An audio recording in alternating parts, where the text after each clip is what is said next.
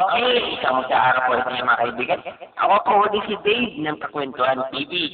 At dumako po tayo sa isang napaka-special na episode dahil dumating po sa atin ngayon na isa na naman pong natural phenomenon, ang Red Moon.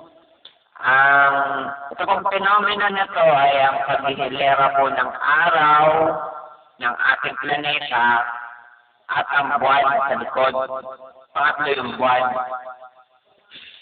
Bakit daw Red Moon? Kasi daw, ang paliwanag ng mga eksperto, di ba nga, nakaharap ang planeta natin sa, una sa araw, tapos yung planeta natin, nasa likod ng planeta natin yung buwan. Kumbaga, napipilter nung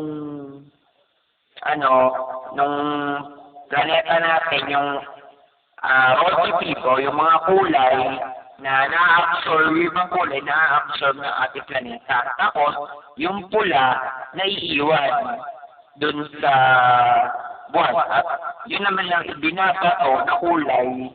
Kaya kulay yung nakikita natin. At kaya tinawag dito ng mga experts na blood moon. Kaya di ko na po patatagalin. At eto na po, kung kaya nyo po ang mga ilang kuha ko ng blood moon. Pero kasi dyan, yun na po yung kuha ko, medyo malapo. Medyo low-tech po yung camera natin. Pasensyahan nyo na lang po.